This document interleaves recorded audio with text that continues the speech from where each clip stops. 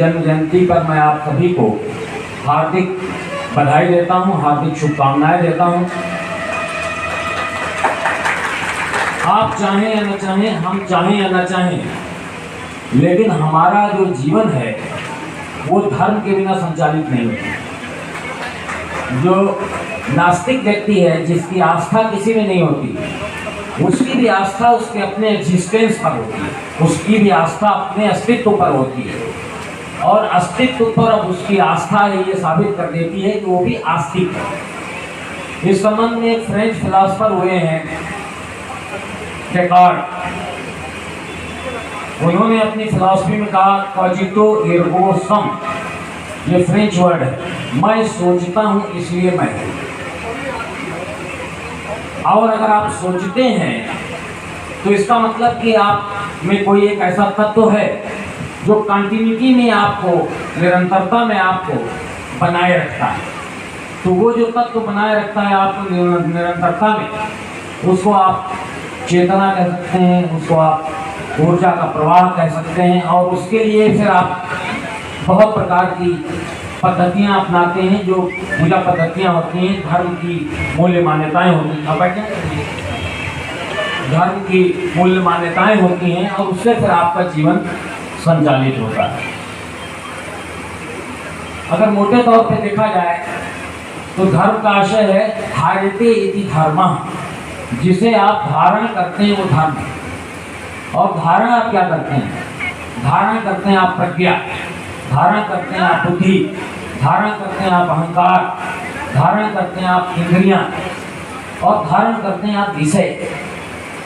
तो अगर आप इन सबको नियंत्रित करने की कोई पद्धति विकसित कर लेते हैं तो आपका जीवन सहज हो जाएगा, सुगम हो जाएगा, सरल हो जाएगा, और जिसका अंतिम लक्ष्य है आपके अनुसार, चाहे वो भौतिक लक्ष्य क्यों ना हो, उसकी प्राप्ति आप कर पाओगे।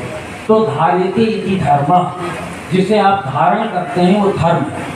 और धारण अंततः करते हैं अपने संस्कारों को, अपने विचारों, और वो विचार और वो संस्कार ही हमारे जीवन को आगे संचालित करते हैं।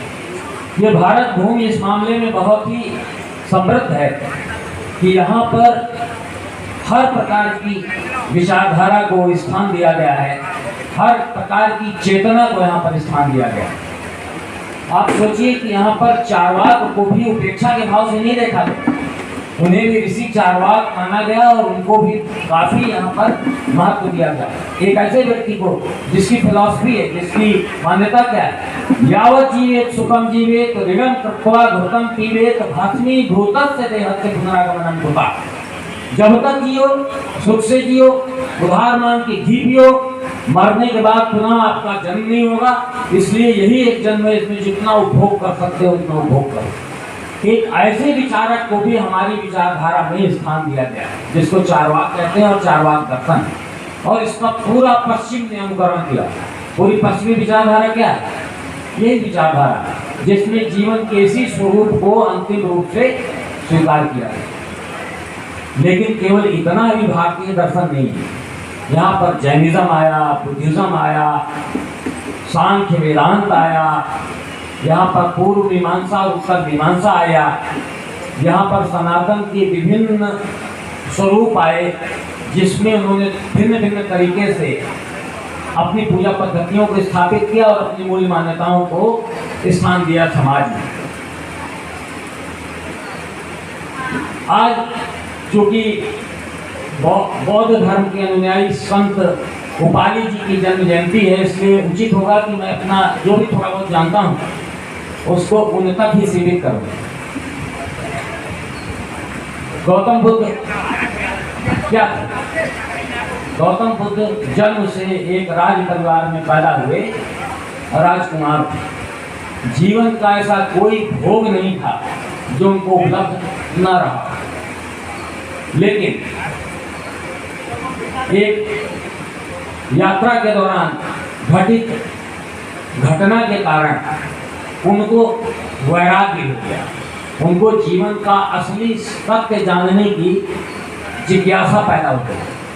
और जब उन्होंने साधना के द्वारा उस जिज्ञासा का शमन किया तो 4 आर्य सत्य निकल के आए। क्या है वो 4 आर्य सत्य? दुख है इसका निदान नहीं हो सकता। दुख तो है, ऐसा नहीं हो सकता कि बिना दुख के आपका जीवन संचालित हो जाए। हर व्यक्ति के जीवन में, हर प्राणी के जीवन में दुख है, और अगर दुख है तो दुख का कारण भी होगा। तो दूसरा आर्य सत्य आता है, दुख है तो दुख का कारण है, और अगर कोई कारण है तो उसका समाधान भी होगा। वैज्ञानिक भी कहते हैं कि अगर एक चीज़ है, किसी चीज़ का कारण है तो कार्य रूप में परिणत होगा। तो दुख है, दुख का कारण है, दुख निदान है, और निदान अगर है तो फिर